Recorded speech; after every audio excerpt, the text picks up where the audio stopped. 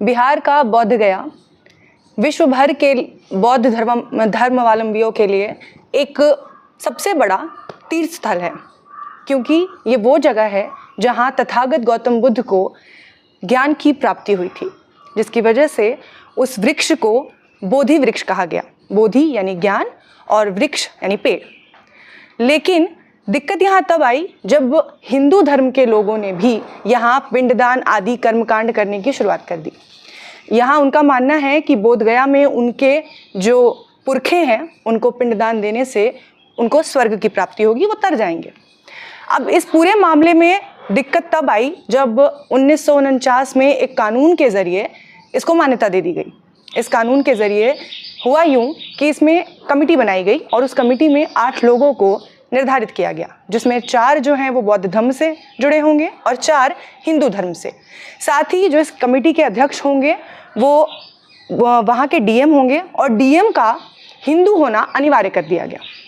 अब तब से इस पूरे मामले पर जो बौद्ध धर्म के लोग थे उन्हें आपत्ति थी, लगातार इसका विरोध होता था। 2013 में इस पूरे कानून में बिहार सरकार की ओर से एक संशोधन कराया गया। संशोधन में इतना किया गया कि जो डीएम होंगे इसके अध्यक्ष, उनका हिंदू होना अनिवार्य नहीं रहा।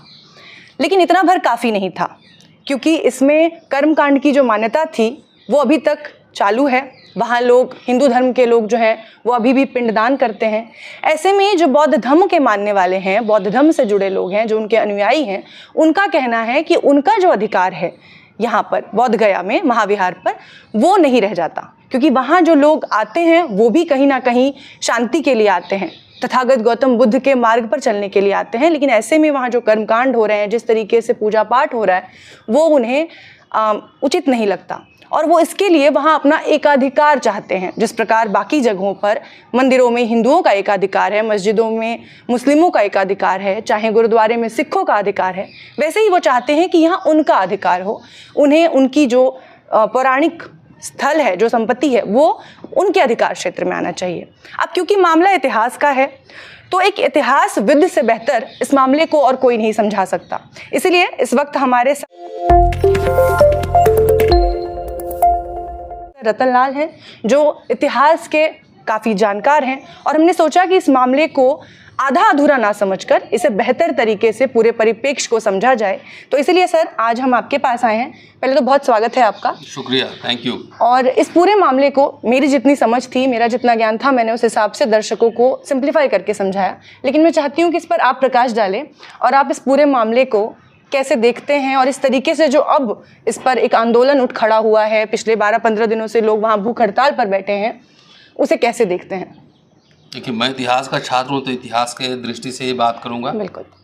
बाकी सरकार, बुद्धिस्ट मॉन्क, देश के लोग जो हैं क्या एक्शन लेंगे वो बताएंगे। जब अंबेडकर ने धर्मांतरण की घोषणा की, शायद मेरी किताब आई, आपने देखा है कि नहीं देखा है, आई डोंट नो, तो हिंदू महासभा के अध्यक्ष कौन थे? BS मुंजे। और जब अंबेडकर ने घोषणा कर दी कि मैं हिंदू पैदा हुआ हूँ, हिंदू मरूंगा नहीं, तो बहुत हंगामा मचा था। गांधी, हिंदू महासभा, मालवीय, तमाम लोग पूरा। तो मुंजे ने क्या प्रस्ताव दिया था? उनके पास, अंबेडकर के पास कई ऑप्शन थे। इस्लाम ज़्यादा ल्यूक्रेटिव था, दुनिया भर में इस्लाम है, उनके पास पैसे भी हैं, संसाधन भी है, संख्या भी बढ़ जाती है। क्रिश्चियनिटी, उस समय ब्रिटिश हुकूमत थी तो जाहिर है कि दुनिया भर में क्रिश्चियंस भी हैं। फिर बुद्धिस्ट, कुछ भी। तो मुंजे साहब ने जो बात हुई थी, उस किताब में मेंशन है, आप देख लीजिएगा। उन्होंने कहा था कि आपको धर्म परिवर्तन करना ही है, धर्मांतरण करना ही है, तो आप बुद्धिस्ट बन जाइए, क्योंकि बौद्ध जो है ना इसी संस्कृति का पार्ट है। ठीक है जी। आप ये बताइए, बौद्ध को विष्णु का अवतार कौन बोलता है? किसने बनाया? आपने बनाया, मैंने बनाया। जिसने जो अवतार लिखा पूरा, तो बौद्ध को बनाया ना, महात्मा बुद्ध को अवतार बनाया। तो जब विष्णु का अवतार ही है तो सबसे पहला काम यह है कि उसको देने में क्या अर्थ है? भाई बौद्ध हिंदू एक ही है, तो लॉजिकल है ना कि भाई एक उसका मठ है, उसको दे दीजिए। तो उसको भी मैं वहाँ जाकर देखता हूँ कई बार, और जब बौद्ध प्रार्थना ये सब होता रहता है ना, तब बगल में देखिएगा तो बहुत जोर शोर से भजन कीर्तन होता है। ये क्या है? ये इम्पीरियलिस्ट माइंडसेट है कि सबका कब्जा कर लो। आप बताओ 1991 में तो फैसला सुप्रीम कोर्ट से हो गया था कि 1947 के पहले जो जहाँ है जैसे वैसे रहेगा। तो इसको कौन नहीं मान रहा है, पहले ये बताइए। जो हर मस्जिद के नीचे आप मंदिर ढूंढ रहे हो, तो सुप्रीम कोर्ट के आदेश की अवहेलना कौन कर रहा है, ये आप तय कीजिए। दूसरा, जब आप ढूंढ ही रहो मस्जिद के नीचे मंदिर, तो थोड़ा और डीप खुदाई कर लो। वहाँ बौद्ध विहार मिलेंगे तो बौद्धों को वापस करो ना। बौद्ध तो इसे हिंदू धर्म का ही पार्ट है। आप ही कह रहे हो, मैं नहीं कह रहा, है ना। वो तो विष्णु के अवतार हैं, आप मान लिए हो।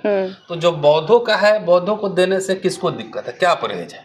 अगर परहेज है तो इसका मतलब है कि इनक्रोचमेंट आप सब जगह करना चाहते हैं, किसी को छोड़ना नहीं चाहते हैं।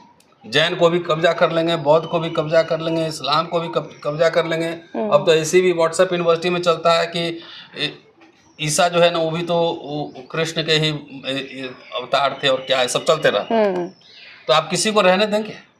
ये मल्टी कल्चरल डाइवर्सिफाइड कंट्री है। तो एक तरह से ये विस्तारवादी दृष्टिकोण है ना कि सबको कब्जा करना। और जब आप बौद्ध को हिंदू ही मान रहे हो तो हिंदू को देने में क्या हर्ज है?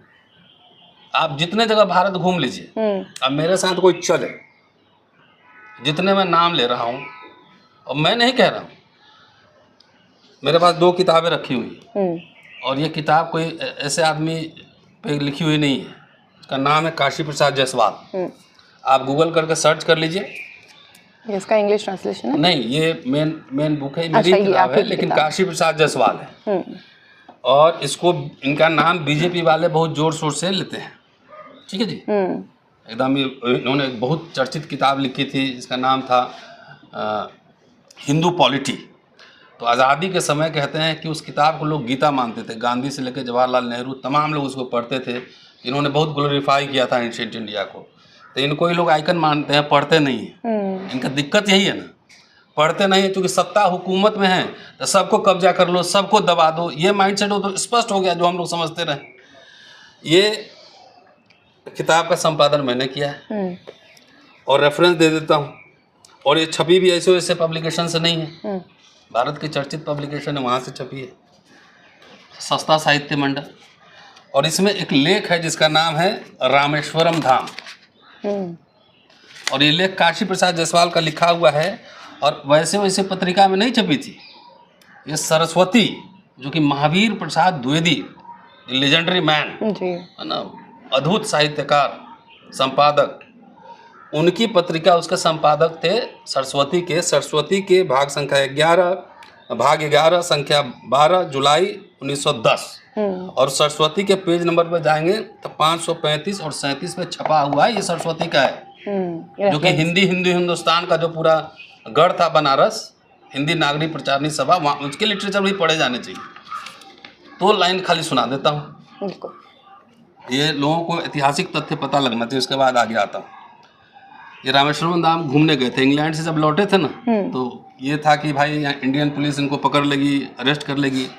तो by road, by rail, by waterways Hungary, Turkey होते हुए लंका आए थे। तो लंका से आए थे रामेश्वरम धाम, तो वहाँ घूमने गए थे। तो घूमने संस्मरण लिखते थे, हर समय यात्रा वृत्तांत लिखते थे। लिख रहे हैं रामेश्वरम धाम के बारे में कि मंदिर के दोनों फाटकों के उच्च शिखर दूर से दिख पड़ते हैं। वे भुवनेश्वर, बुद्धगया आदि स्थानों के बौद्ध स्तूपों का स्मरण कराते हैं। द्वार पर खड़े होकर ऊपर देखा तो बौद्ध काल की कारीगरी देखने में मन बड़ा विस्मय हुआ, आश्चर्य हुआ। बौद्ध काल की कारीगरी। मुख्य फाटक पर नंदी नहीं, बौद्ध काल का पवित्र जंतु है।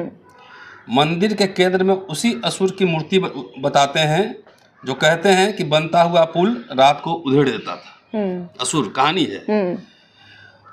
इस पर पंडित सब यात्रियों से शपथ लगवाते हैं, ठीक है जी।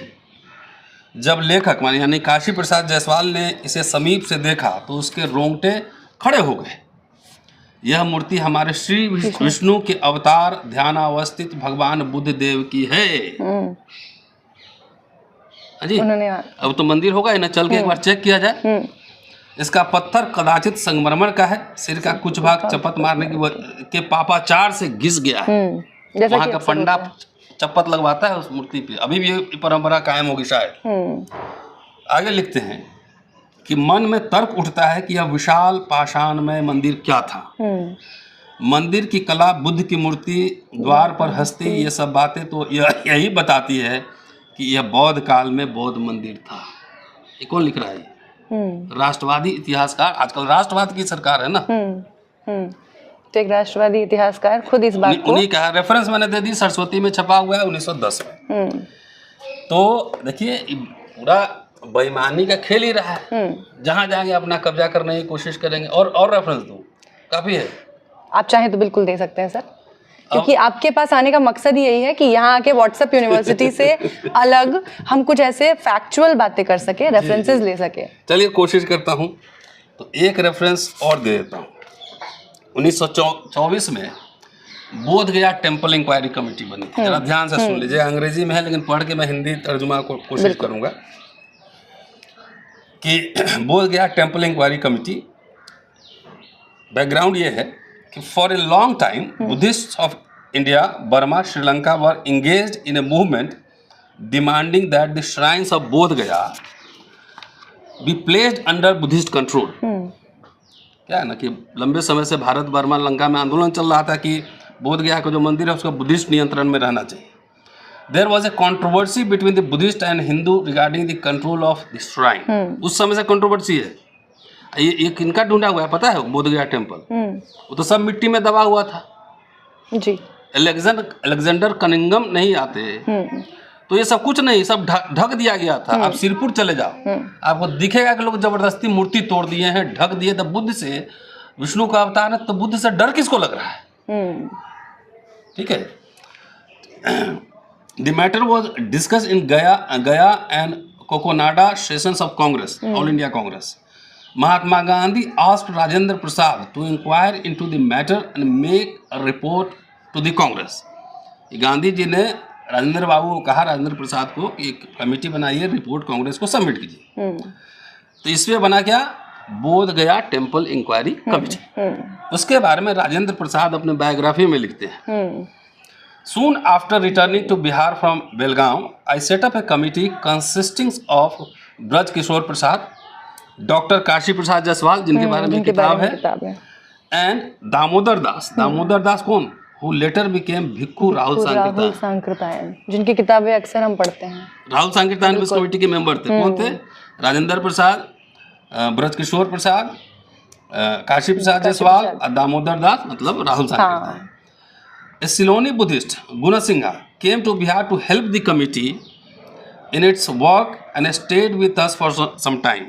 Gunasingha आए, कुछ दिन ठहरे, मदद करने के लिए आए थे। In order to assess the views of the Hindu, I convened 2 meetings in Patna। Rajendra Babu 2 meeting की, but attendance was poor and could not take decision।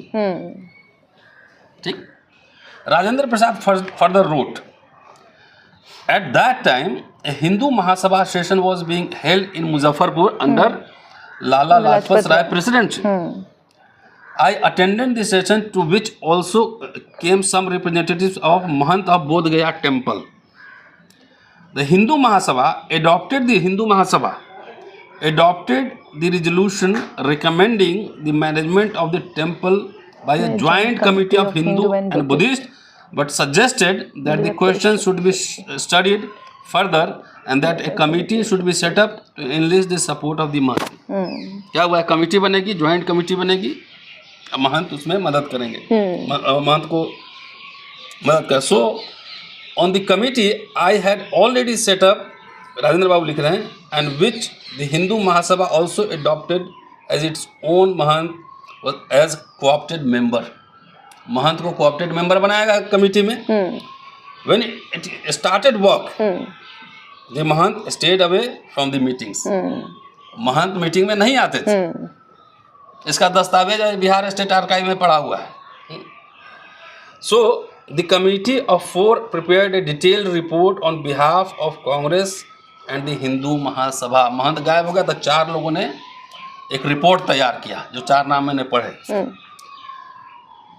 आगे लिखते हैं, आगे बताते हैं, the management of Bodh Gaya temple, the principal place of pilgrimage of Buddhist was in the hand of Shaiva Mahant.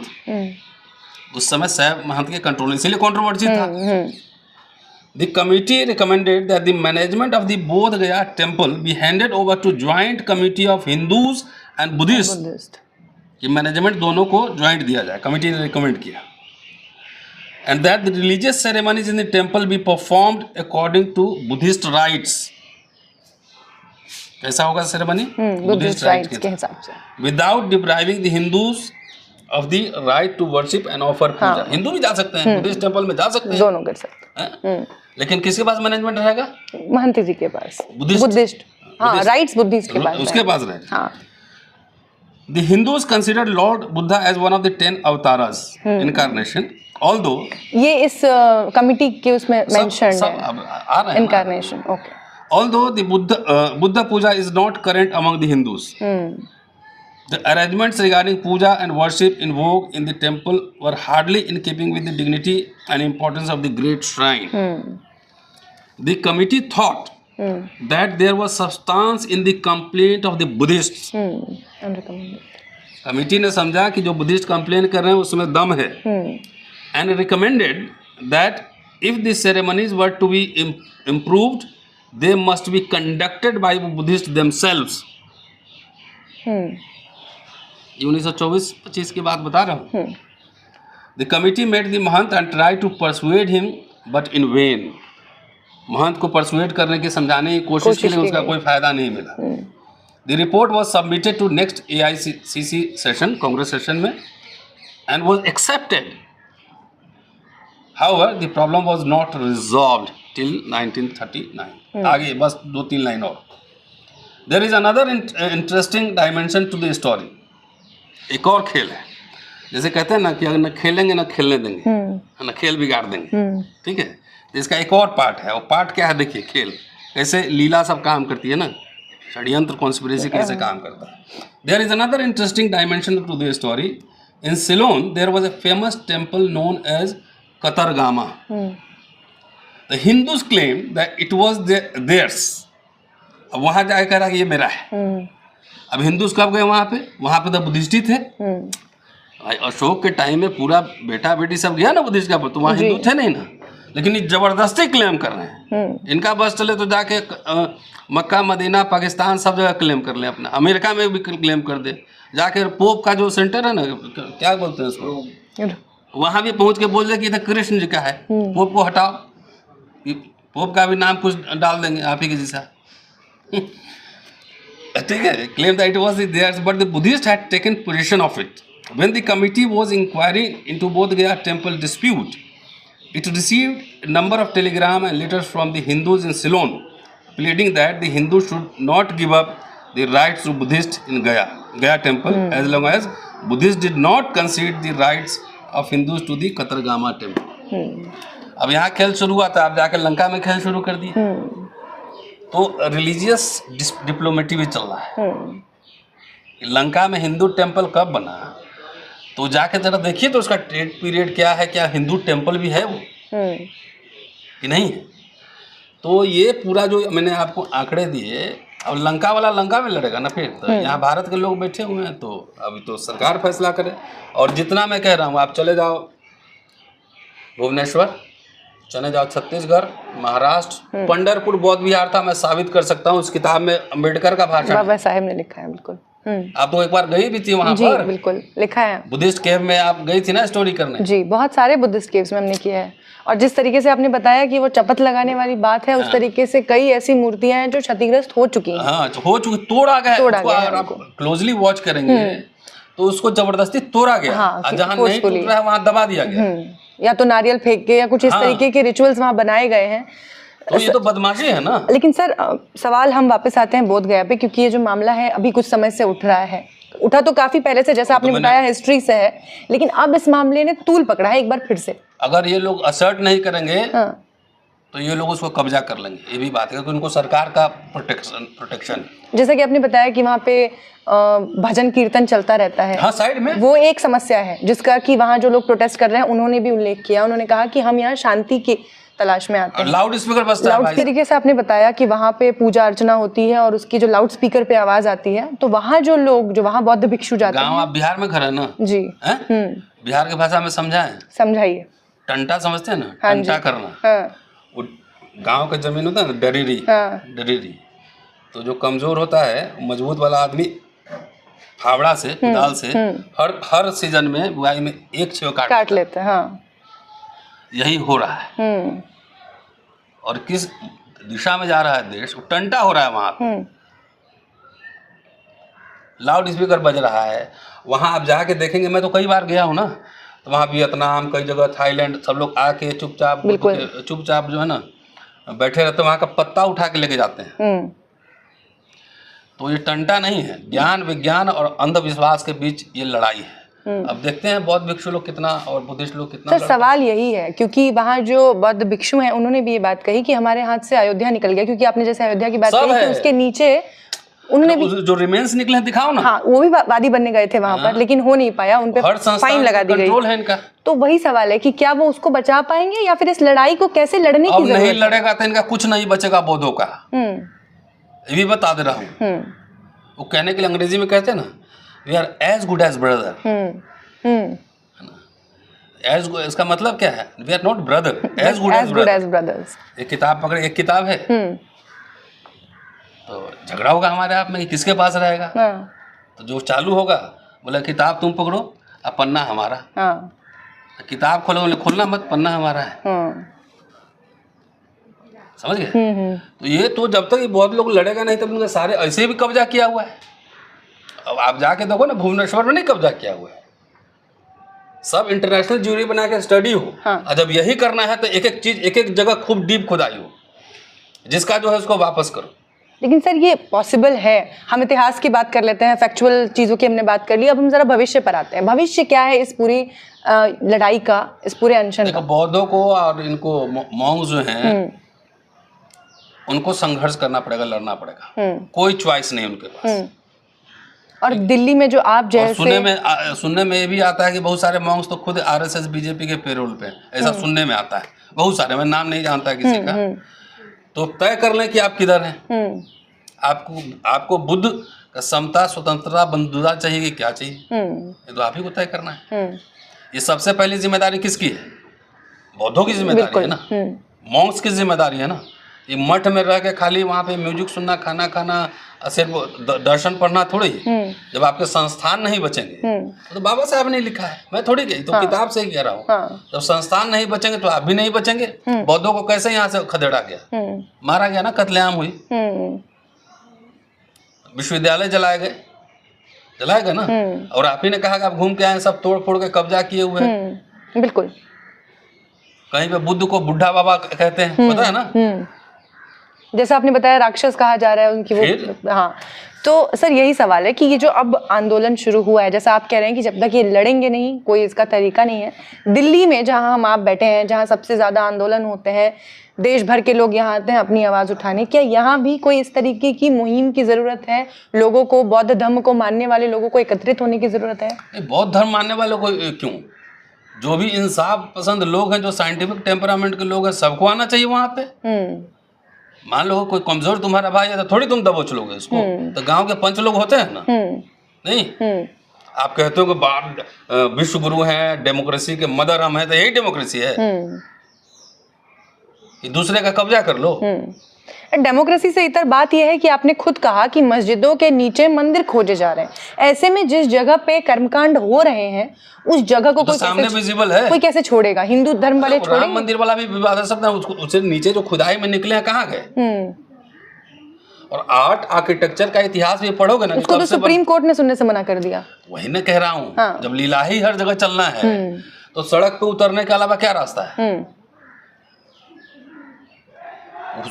Court से कैसे कैसे डिसीजंस आते हैं हम लोग सब देख रहे हैं, आज से थोड़ी देख रहे हैं।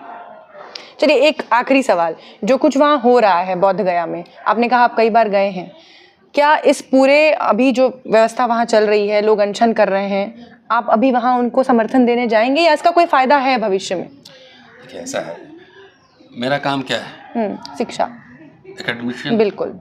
ये दो एविडेंस मैंने आपको दिखाए, बिल्कुल। कहीं आपको मिला? नहीं। मिला? Yes no? यस, ये हमें कहीं नहीं मिला था, आपने बताया। तो बौद्ध मॉन्क भी नहीं बताए होंगे? बिल्कुल नहीं। हैं? जी। तो हमने उनको एक रास्ता दिखा दिया कि इसका इतिहास यहाँ पे रखा हुआ है। तो हमारा काम, समय मिलता है यदा कदा कहीं चला जाता हूँ, लेकिन प्राइमरली मुझे कॉलेज में पढ़ाना है और मेरा काम रिसर्च करना है, लोगों को सही बात बताना है और प्रमाण के साथ बताना है। लेकिन सर, जो सामने वाले हैं, जैसा कि आपने कहा कि व्हाट्सएप यूनिवर्सिटी वाले हैं, वो आपके इस फैक्ट को नजरअंदाज कर देंगे, उनके लिए तो ये फैक्ट है ही नहीं। जिनके लिए जरूरी है वो तो कम से कम इसका प्रचार करें। या आप चुपचाप, मैंने कह दिया आप घर में बैठे सोए रहो, तो ये परिवर्तन होता थोड़ी है। हाँ। परिवर्तन लाना पड़ता है। हाँ, तो उसके लिए संघर्ष करना पड़ता है। हाँ, तो ये सारा संघर्ष, ये सारी जिम्मेदारी जो बौद्ध धर्म के जो धर्म गुरु हैं, जो बनते हैं, उनकी है आपके हिसाब से? उनकी है और आम लोगों की भी जिम्मेदारी। हाँ। देखिए, मैं जो कर सकता था मैं यहाँ बैठे बैठे आपको बिल्कुल मैं ऐतिहासिक प्रमाण दे दिया। अब बाकी सारा काम मैं थोड़ी कर सकता हूँ।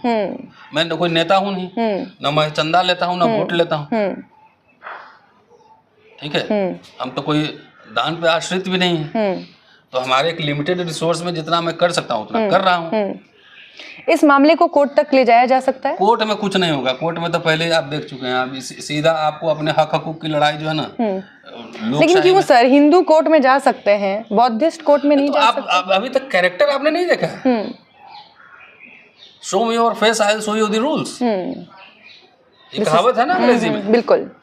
तो आपको दिख नहीं रहा है? यहाँ संविधान जला दी गई, यहाँ पे संसद मार्ग पे, उस पर कोई एक्शन हुआ?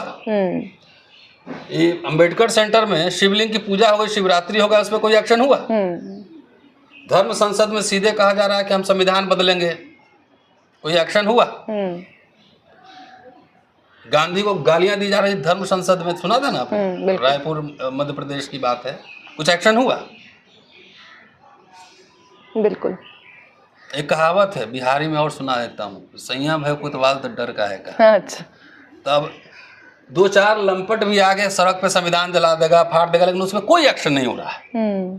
तो सैया कोतवाल है, तो लंपट का है डरेगा? संविधान जलाया, वो कौन थे? लंपट ही तो थे। और आप कुछ कह दीजिएगा, आप एग्री नहीं है तो आप FIR हो जाएगा। तो कुल मिला के आपकी बातों से जो निकलकर सामने आता है, आंदोलन ये संविधानी अधिकार देता है। और लोहिया कहा करते थे कि जब सड़कें सुनसान होती है तो संसद आवारा हो जाता है। और आजकल के नेताओं ने और जी मठ चलाने वालों ने सड़क पे आंदोलन करना, आह्वान करना, प्रदर्शन करना ये छोड़ दिया है, इसलिए इनका मन बढ़ा जा रहा है। चलिए, बहुत बहुत शुक्रिया सर, बहुत बहुत धन्यवाद आपका इस तमाम मुद्दे को इस तरीके से फैक्चुअली इतिहास के नज़रिए से हमारे सामने रखने के लिए। बहुत बहुत धन्यवाद।